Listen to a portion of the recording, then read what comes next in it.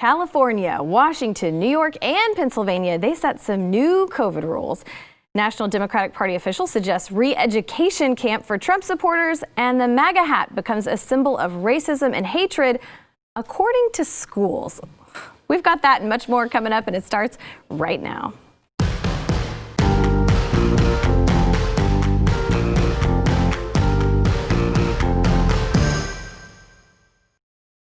Happy Friday. Welcome to the news and why it matters. I'm Hillary Kennedy, filling in for Sarah Gonzalez. That's Hillary with one L.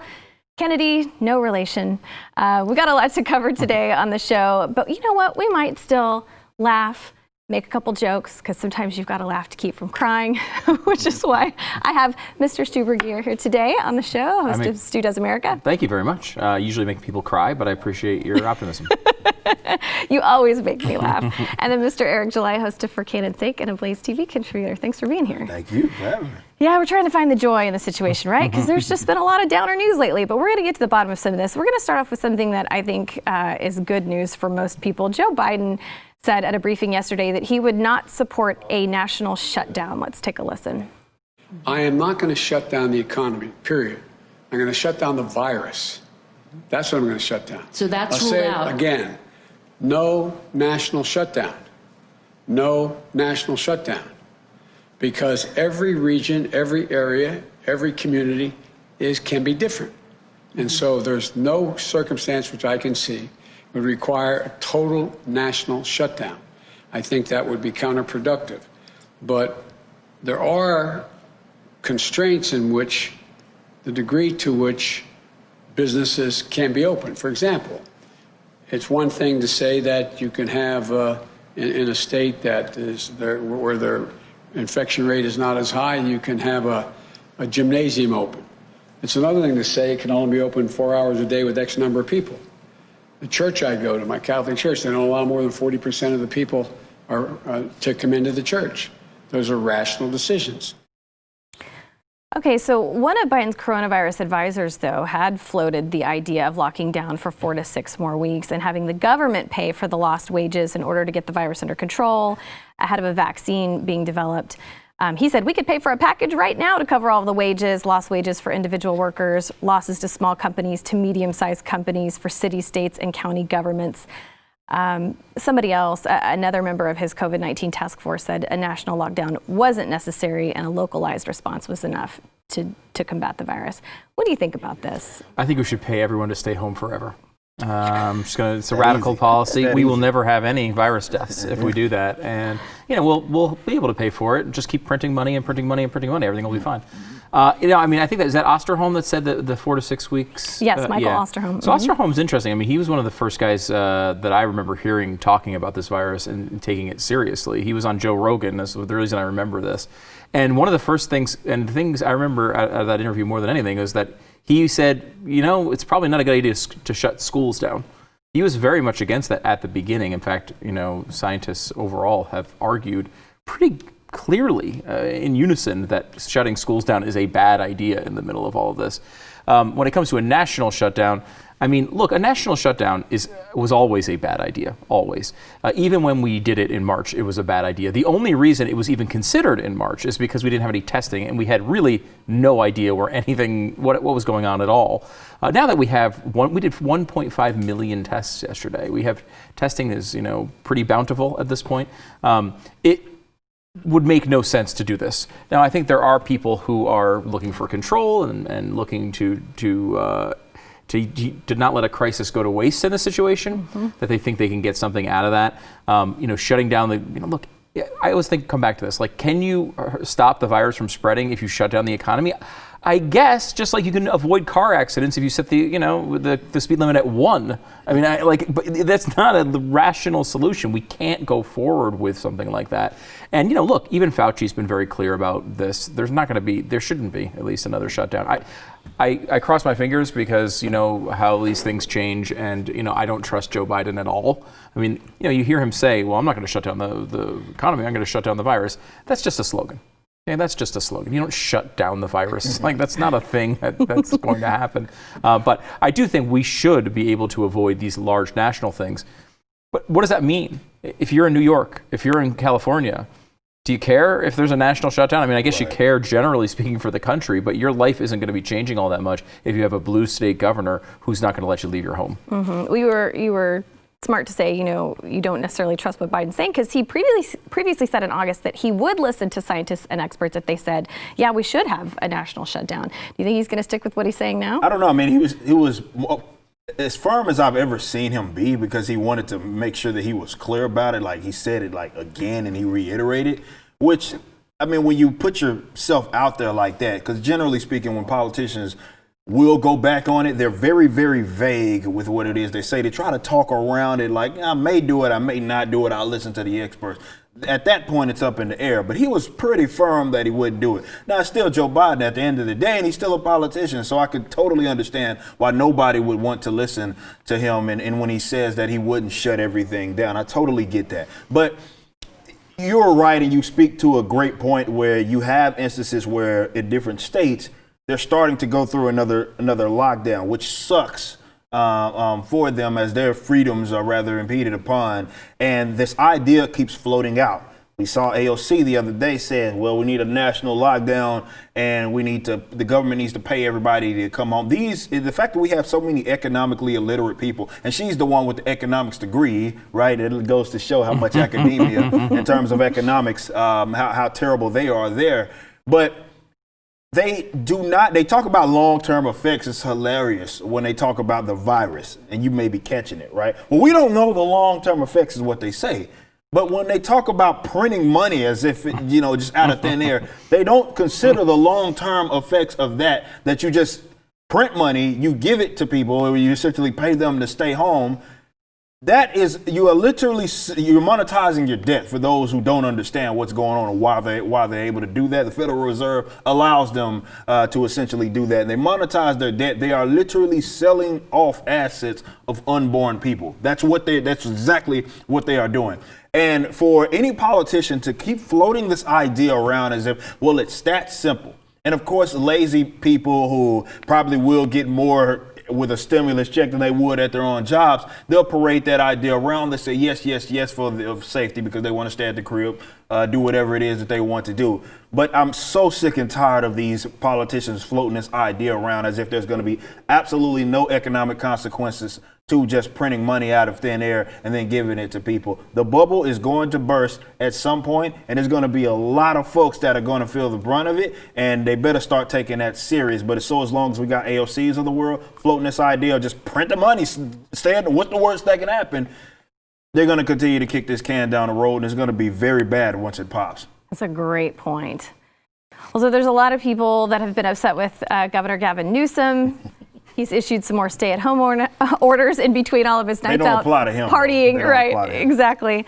So he issued the order yesterday after a spike in coronavirus cases. He said, the virus is spreading at a pace we haven't seen since the start of the pandemic, and the next several days and weeks are going to be critical. We're sounding the alarm. So he's issued the stay-at-home order. Well, the Orange County Sheriff Don Barnes issued a statement soon after that his officers aren't going to be enforcing those guidelines. He said, we became aware of a limited stay-at-home order that Governor Newsom's office ordered to go into effect on Saturday, November 21st at 10 p.m. They said, we've taken an education-first approach with regard to public health orders. We're currently assessing the action by the governor. But he said at the time, due to the need to have deputies available for emergency calls for service, deputies will not be responding to requests for face coverings or social gatherings only enforcement. I want to point out Orange County, it's the third most populous county in the state and the sixth most populous county in the United States. It has a population, I didn't know this, greater than 21 states. So it's a huge area, and they're saying, no, our resources are needed elsewhere.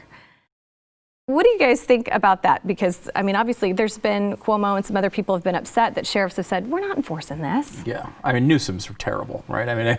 He's famously just gone out to dinner with a bunch of his friends, and they were people of the medical they were top doctors, honchos, and the medical. Which is incredible after he's recommending everybody don't do it. No one wearing a mask at that dinner. No one wearing a mask. And they it was, we did some stuff on this on Studios America this week, but they redid this restaurant. It's called the French Laundry, one of the most exclusive restaurants in the Napa Valley, and they have the one private room where it's enclosed, but there's one large wall that's essentially glass that they can open up, so you can be outside. Essentially, you have one side of the building open. However, they were so loud that they actually closed the glass because they were disturbing other people trying to eat. Now, one of the other recommendations you would make is don't speak loudly in close quarters, especially indoors. That's what he was doing. It's pathetic. And Gavin Newsom's, he's been terrible on this. We have a lot of friends who've lived in LA and New York.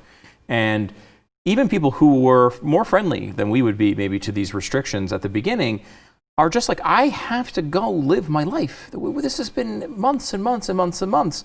And they're moving out. They're moving to Tennessee, and they're moving to Texas, and they're moving to Florida, and they're moving to places that I think have a much more sensible balance, right? I mean, we still have restrictions here at some level, but I say this on the air all the time, and I forget sometimes we're on a national show, which is I don't feel like we're in a lockdown or anything really like that. I mean, the mask thing is annoying sometimes, but it doesn't bother me all that much, even though I don't like mandates at all. It bothers me from that perspective, but actually doing it doesn't bother me all that much.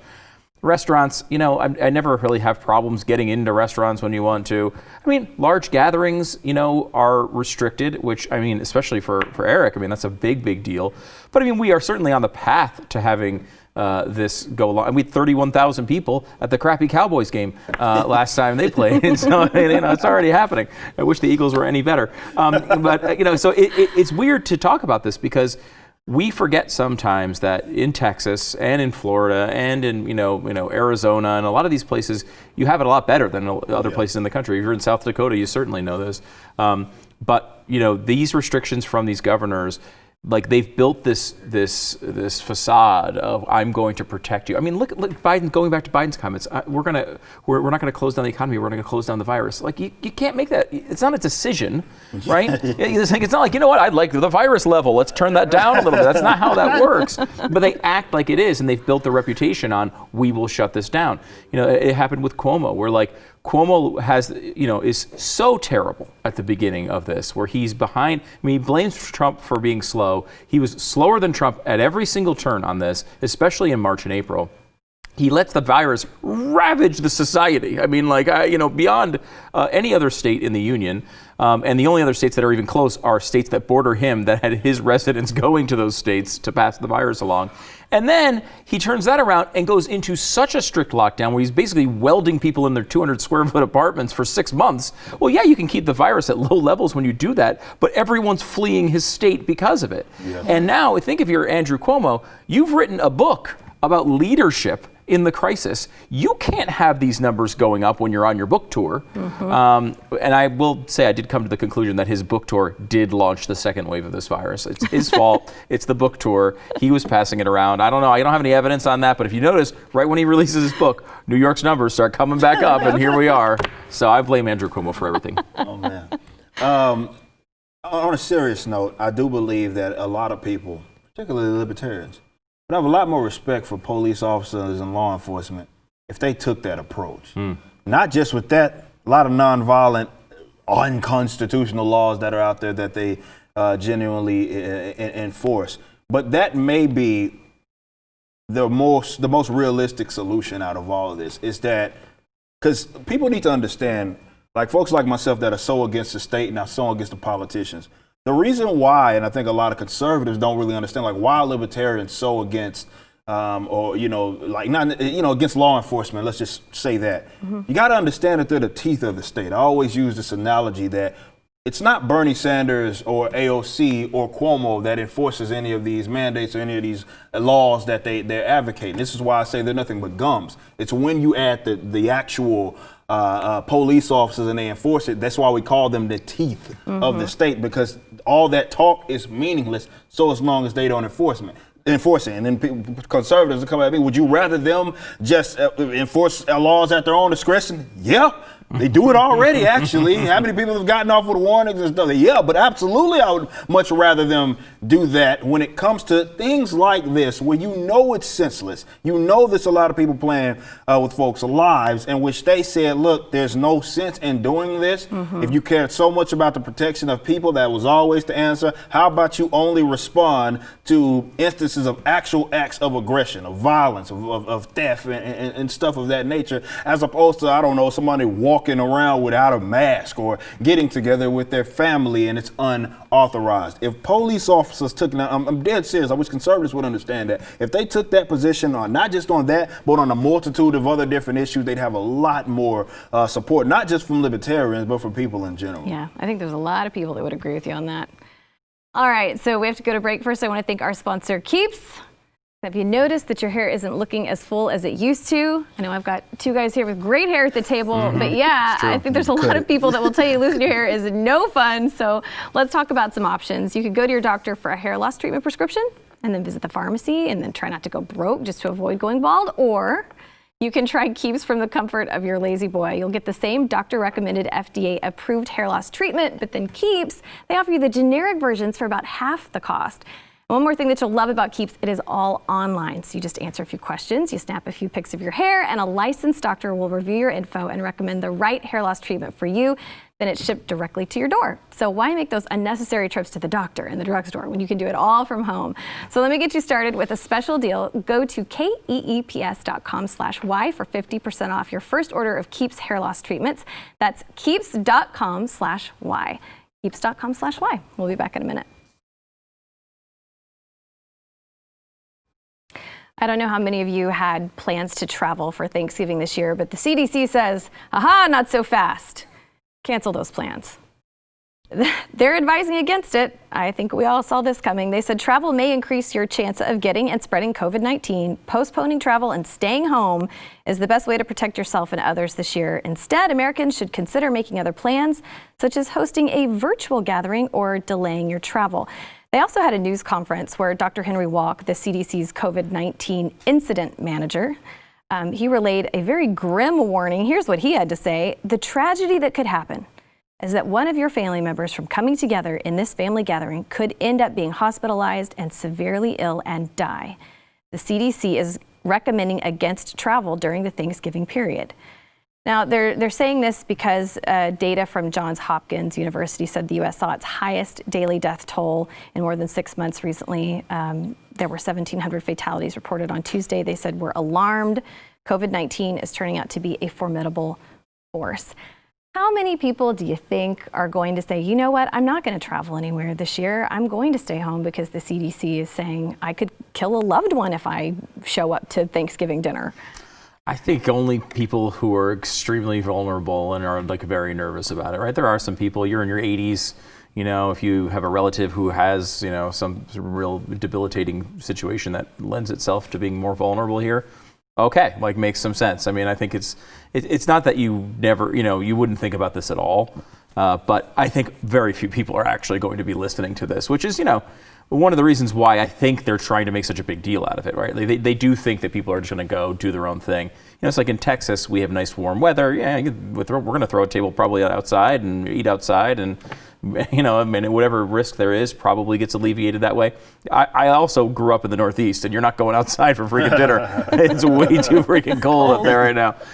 So, I mean, it's interesting to see how this is going to play out. I mean, talking about the state and how they crack down on these things. Let me give you a little nerdy data preview of the next couple of weeks, because the way these stats are all reported, they come from the states, but they get, you'll notice every single week, same exact pattern. On Sunday and Monday, the numbers are way down because people are off for the weekends and they're not reporting at the same level, and then they kick back up on Tuesday and Wednesday. Same thing's going to happen next week. Thanksgiving week is going to be a very low reporting week. It's going to look like in all these numbers that we're getting kind of a flattening or maybe even a slight decrease in some of these numbers, and they are going to roar back to life the week after that. And I bet you these politicians are going to look at that with some of the highest numbers we've had, and this is going to be their big excuse to kind of turn on, you know, more of these restrictions. And it's important for everyone to know that that's just an error. That's just a part of the data. It's a quirk in the data. It's not. It doesn't necessarily mean it's going to look as bad as it's going to look that Tuesday, Wednesday, Thursday after we come back from Thanksgiving week. But you know, that's something to look forward to, because you know these people who are on the verge, on the you know, maybe don't have any ideological opposition to putting these things in, but aren't sure if they should screw with the economy or not. A lot of these governors are going to fold that week heading into the holidays with lots more gatherings on the way. We are definitely in that risk area for governments to start cracking down even more than they already are. Yeah, it's like one of those things, like if they're going to do it, it's going to be during this time period. And it's complete nonsense. The whole data thing is hilarious to me because all we focus on is cases now, cases. We're entering into another flu season, and apparently, I guess you add both flu seasons together, which they don't do that with influenza. But that's how they can scare you, is that they keep the ticking. Could you imagine if they combine 2-3 years worth of flu influenza deaths together, how high that number would actually be? Mm-hmm. But that's what they're going to do because they need people to be scared. Like, that's the only way that they can control them, and then they're going to use this as an opportunity to legitimize whatever nonsensical order or what have you that they want to put out there. Look, guys, it's a 99% survivability rate. That's number one. But in the same respects, these tests we already know have relatively high false positivity rates. Like, that's not my opinion. That's not like, I'm not making that up. Like, right. That's a literal fact. We know that. Yet for whatever reason, we see any uptick in any cases, then, well, we got to shut everything down. You're going to kill grandmother and all sorts of craziness as if we do not have any sort of immune system. I'm sitting here watching this whole thing play out, and I have been on top of this since freaking February and March. And to see this go exactly like I said it was going to go, don't take my word for nothing. You can go watch For Organic Sake episodes if that's what you want to do. And which I was saying, like, there is no such thing as a temporary response to all of this.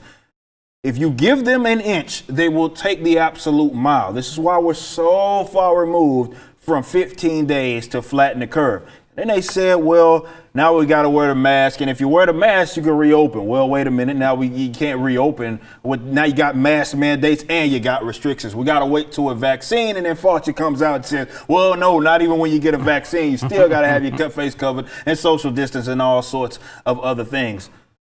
As I've said many times on the show, this may not end until there is mass forms of civil disobedience. And I'm dead serious. At some point, people have to go look in all of these politicians into the eyes and tell them to go screw themselves. That's the only way I can put it. Well, it's, the one tool a lot of people are using right now to let politicians know what they like and don't like is Twitter.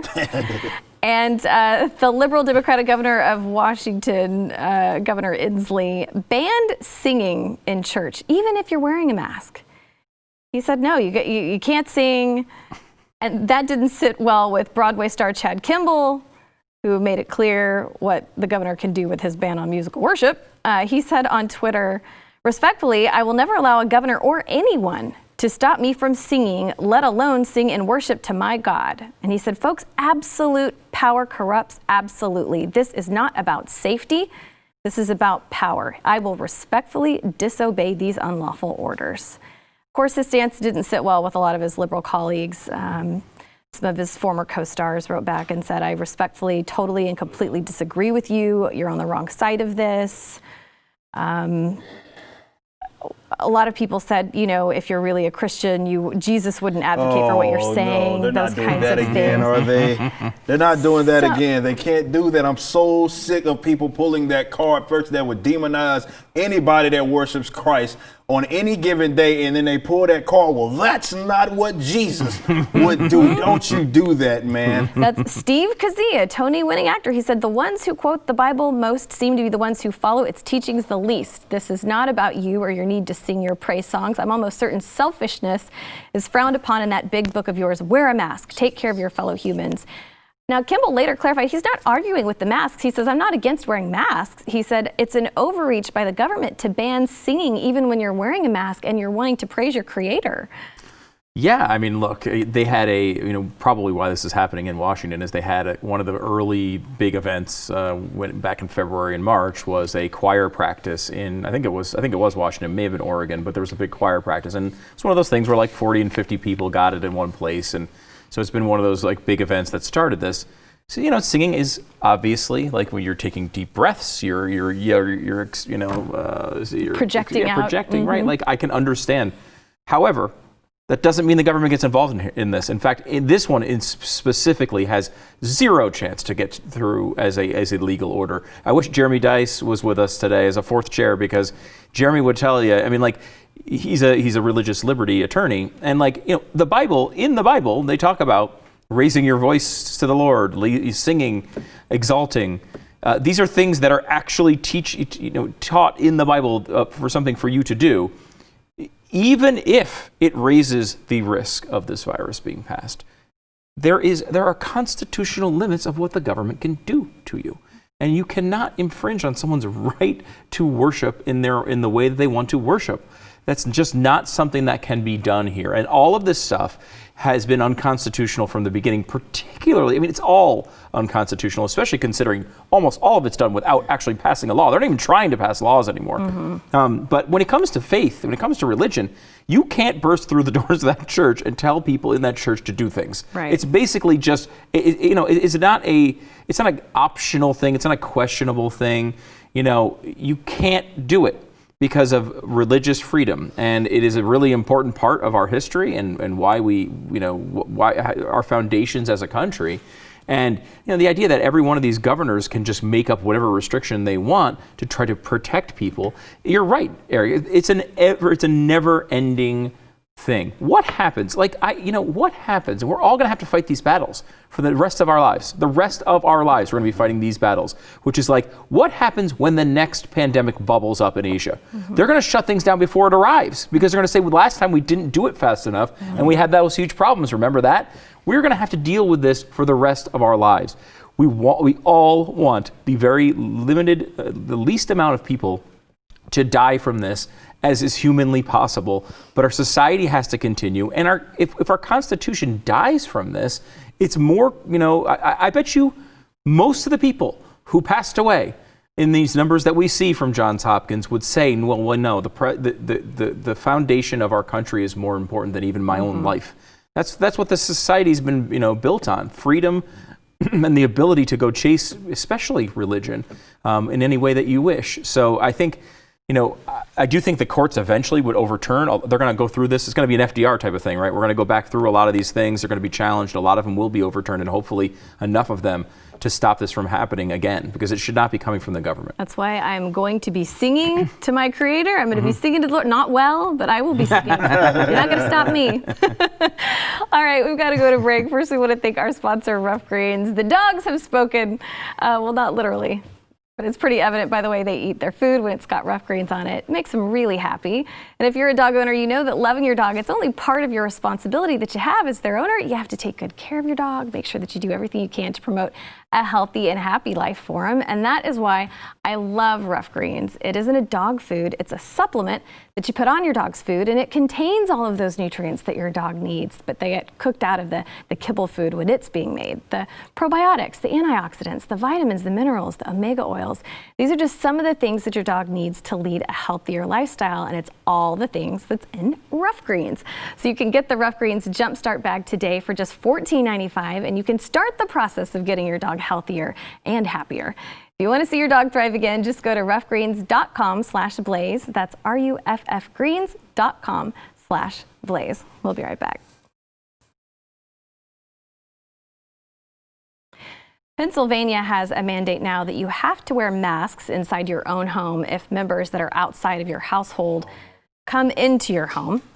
A lot of people not happy about this. They also have a separate order that mandates people who are traveling to Pennsylvania from another state. So if you're planning on going to Pennsylvania for Thanksgiving, listen up, this is for you. So if you're traveling to Pennsylvania from another state, as well as Pennsylvania residents who are returning home from out of state, you must test negative for the virus within 72 hours prior to your arrival. Now, the order doesn't apply to people traveling back and forth for work or medical treatment. People who refuse to be tested will be required to quarantine for 14 days. Now, the state really doesn't have any plans to enforce the measure. They're asking for voluntary compliance on all of this. Yeah, that's going to be tough to do. I mean, it's like the honor system to quarantine yourself. But they said, in the end, people will have the consequences of their actions, as well as their families and their communities, if they don't wear masks, they don't social distance. They're going to see a larger spread, because Pennsylvania is reporting more than 5,000 new infections per day. That's up more than 115%. They said they're going to run out of intensive care unit beds next month if they keep up with this present admission rate. They've said that I don't know how many times during this pandemic, and I don't think it's happened anywhere in the country. They keep guessing, where it's like, if this continues, if we don't do something, that ICU beds are going to be all out. Now, first and foremost, a lot of spots, definitely in Texas, they already operate at near where they had before this pandemic was a thing, definitely around the flu seasons, at 85, 90, 95% capacity in terms of their ICU beds. But I always ask someone to point me to any instance in this country in which someone needed the treatment and was not able to get it because there was nothing available. Now, maybe been an instance where they had to go to the hospital down the street, but again, that happens on off years when you consider that, well, that happens when the pandemic does not take place. It's so bizarre how they try to scare people with this idea, and that's how they always do it. They'll say that, well, if we don't do something or you don't listen to us, then the resources are going to be gone or something like that. It hasn't happened at all. We talked about early on in the pandemic, the spot that got hit the hardest,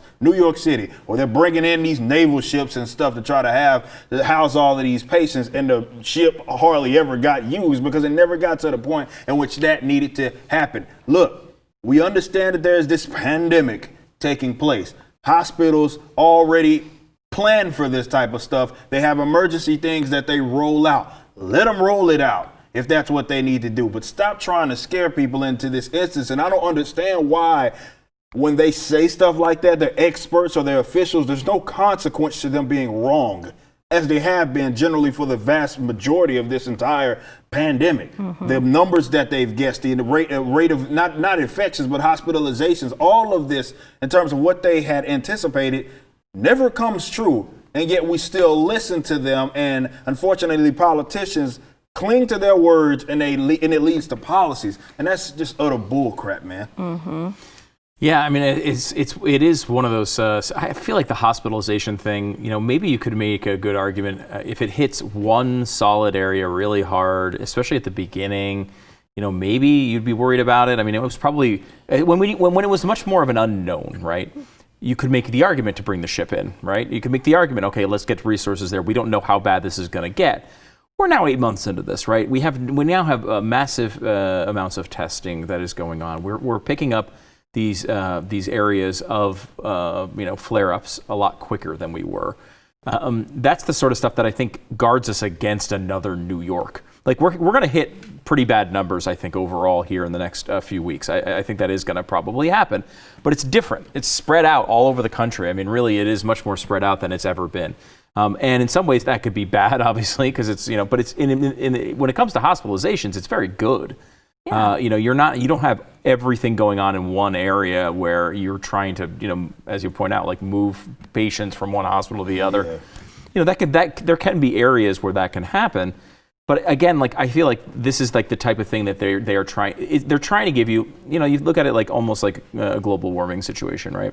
Where they're trying to give you the worst case scenario. Like if you look at a model of global warming, you might see the worst case scenarios out there. That's the only one they ever talk about. Instead of, I think, talking about how what we really have seen here, where we have seen flare-ups in certain areas, we have seen issues that have popped up, but we've been able to see them go and then change our behavior. Not because of the government, but because the people are saying, okay, looks like we're in a bad situation. They back off and it comes back down. We've seen that over and over again. Well, someone who's taking a common sense approach and responding to this is Christian actor Kevin Sorbo. He tweeted to both Newsom and Wolf. He said, "I almost got COVID back in August. Thankfully, I made it back to my house at 9:58 p.m., right before the 10 p.m. curfew." Then he added later, "If the first lockdown worked, why do we need a second one? If the first lockdown worked, why do we do a second one? Just asking." And so he said, so in Pennsylvania, you have to wear a mask inside your own home. How exactly will they enforce that? I smell the stench of an overreaching government. So he was not happy with Tom Wolf or Gavin Newsom because he was saying, come on, guys, common sense. We talk about that like the nanny state, all right? Like that's a conservative libertarian sort of talking point about the nanny state. But think this time sensitive closing thing is a great example of it, right? Obviously, there's no difference between 9:58 and 10:02. The difference is they think people start drinking at 9 and 10 o'clock, and they get drunk, and then they stop paying attention to social distancing and mask wearing and, sneezing in each other's faces or whatever actually happens at bars. It's like, instead of saying like, look, guys, this is what we recommend. If you go into a tiny bar and you're all getting hammered and you're all in each other's faces, we think it's the most dangerous thing you could probably do. Please don't do it.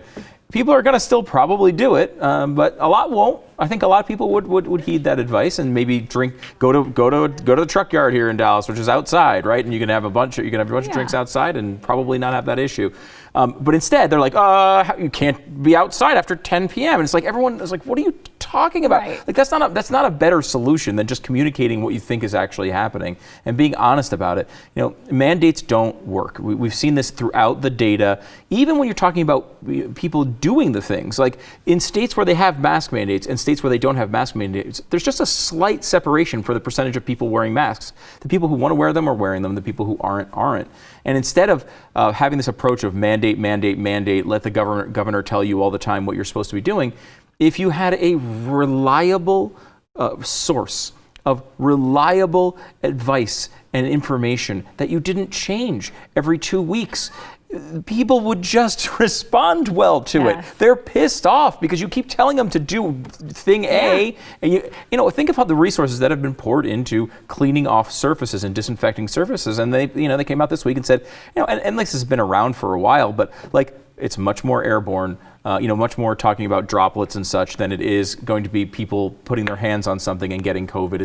It's a lot, much smaller percentage. So all these businesses have invested all this money, and new businesses have popped up. Capitalism has stepped in to try to solve this problem, and it has in a lot of ways. People are disinfecting everything. Everywhere I go, people are disinfecting surfaces that people don't even go near, just to say that they did it. So clean. And now here they are changing their advice again. If they were just clear and concise and also communicated their uncertainty when they said it. Say, hey, we think masks are a good idea, but you know what? They might not do all that much good for you if you're wearing them. They're probably going to be the other way around. And maybe they're not going to do much good at all outside. I mean, it's almost nothing outside. If they were just honest about their uncertainty and honest about these things, I think it would work out a lot better. Because now they've hacked off Kevin Sorbo. Yes, you can't do that. All right, so we've got to go to break. First, I want to thank our sponsor, Gabby. You're probably overpaying on car and home insurance. I'm sure you'd love to save money, but spending hours on your own, shopping for a lower rate, maybe to save a few bucks, is that worth it? Probably not. So you can do what I did and use Gabby. Gabby does all the work for you in just a few minutes. And get this, Gabby customers save $961 per year on average. Gabby takes the pain out of shopping for insurance by giving you an apples-to-apples comparison of your current coverage with 40 of the top insurance providers like Progressive, Nationwide, Travelers. You just link your current insurance account, and in just minutes you'll be able to see quotes for the exact same coverage you currently have. So that's what I did. I used Gabby to help me realize that I was actually getting the best deal out there, but I had no idea. So now I've got the peace of mind that, I'm not overpaying. So thank goodness for that. And, if they can't find you savings, they're going to let you know so you can relax knowing that you have the best rate out there. They'll never sell your info, so there's no annoying spam or robocalls. Thank you for that. You're probably overpaying on your car and home insurance, so see how much Gabby can save you. It is totally free to check. There's no obligation. Go to Gabby.com/Y. That's GABI.com/Y. Gabby.com/Y. We'll be right back. David Atkins. Listen to this guy. He's a newly elected California member of the Democratic National Committee. He declared recently that Democrats and liberals should start thinking in terms of post-World War II Germany or Japan in order to deprogram 75 million people, which we assume he's referring to our Trump supporters. He put out some tweets. He said, how do you deprogram 75 million people who would literally die to stick it to the domestic enemies and the YouTube conspiracy vids who told them to hate? He said, no, seriously, how do you deprogram 75 million people? Where do you start? Fox, Facebook? We have to start thinking in terms of post-World War II Germany or Japan.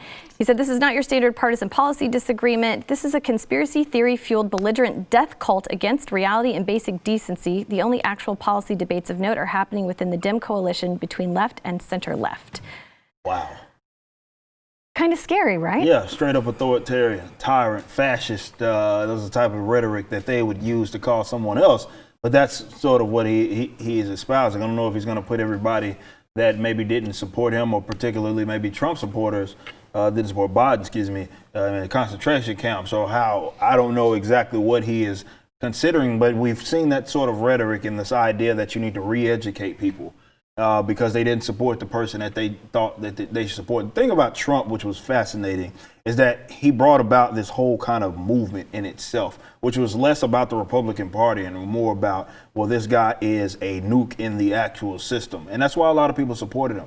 They don't like that. Right, they don't like that. It exposed a lot of them, and this is why you see a lot of them saying the quiet parts out loud. But when you look at that, or you read something like that, you should see that and be like, look, I thought you would already be mindful of this.